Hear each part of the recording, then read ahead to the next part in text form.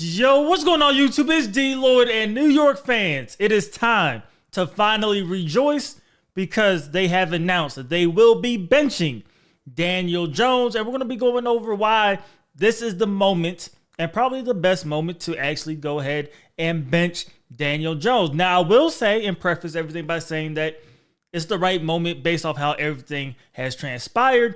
Daniel Jones should have been gone. Daniel Jones shouldn't have gotten, $40 million a year. He probably shouldn't have been the 6th overall draft pick. We knew back when he was drafted that that was a reach.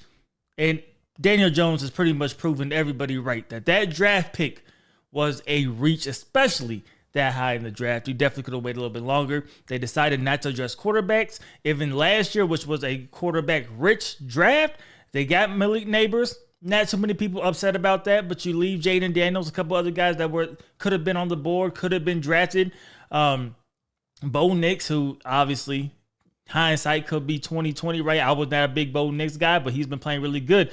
But for the New York Giants, they are looking at a situation now, right, where it doesn't benefit them to play Daniel Jones at all, right? They are 2-8 as of now.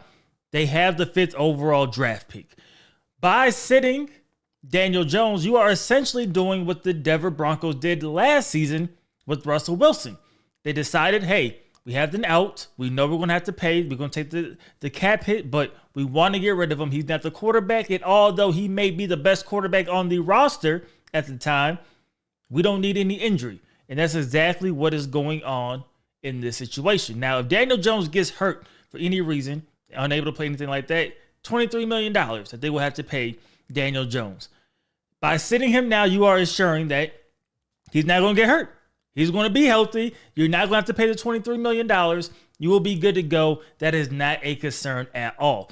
So while, even with everything that's transpired, I do think Daniel Jones is the best quarterback on the roster currently, it makes sense to not play him the rest of the year. And that's the reason why you don't want to be on the hook for that $23 million. So you sit him out, see what happens. Now, Tommy DeVito is going to be the starter over Drew Lock.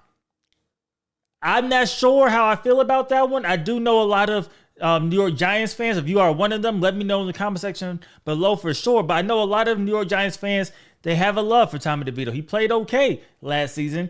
He's from the area. People are infatuated with him. So they're giving him the start.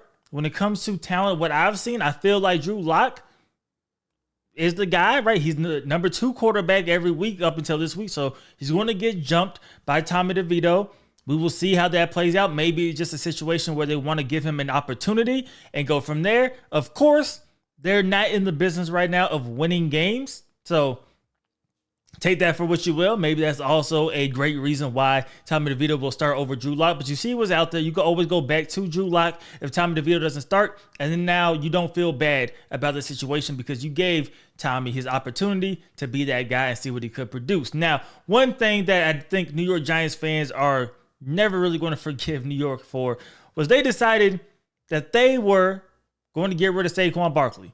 And the reason was that thanks to Hard Knocks, we were there. We were able to see exactly, those conversations is we didn't pay him $40 million a year to hand the ball off to a $12, $15 million a year running back. So they got Devin Singletary, Tyrone Tracy, great pick. He's been playing really good. He's now the number 1 running back there. But we've seen Saquon. We know Saquon is the best running back out of the 3. Probably would have benefited. In my mind, when I heard that, I was like, why are we not paying Saquon? Because if Daniel Jones wasn't good for $40 million with a premier running back, what makes you think he's going to be better without that premier running back? So I was never really on that bandwagon of thinking, but what is done at this moment. Can't really go back and change anything. But the Giants right now have the 5th overall pick in a class where the quarterback position is very top heavy, but I don't really think it's a strong class overall. I don't think Shador is going to fall to 5. So if you start losing some games, maybe, just maybe, you get a situation like that. But the team needs help. And in defense of Daniel Jones, I know we like to, rag on him a lot. A lot of it is his fault, but he also wasn't put in the greatest of situations throughout his tenure there. So I'm sure he will land with another team. He'll get another opportunity, probably as a backup, of course. And he may go, through that route just as a backup, probably for the rest of his career, unless there's a significant growth somewhere. But we've seen it before. We've seen it with Sam Darnold. We've seen it with Baker Mayfield, where change of scenery could be good. But for the Giants, we'll see how they play the rest of the season. I don't think they're in the business of winning games. So give Tommy DeVito a shot, see what happens. Drew Lock is always there as a replacement if things go left.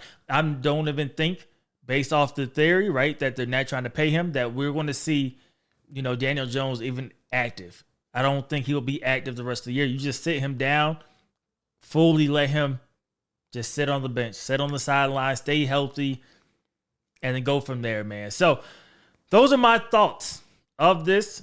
I mean, better late than never. I don't think anybody was under the impression that Daniel Jones is really the future quarterback. And when it goes to Brian Daboll, the head coach, we will see what the Giants decide to do in terms of keeping him. Because remember, he did not draft Daniel Jones. He inherited Daniel Jones. So if you think he can build up a quarterback of his choosing to win some games, you hold on to Daboll as the coach and you see if you can figure things out.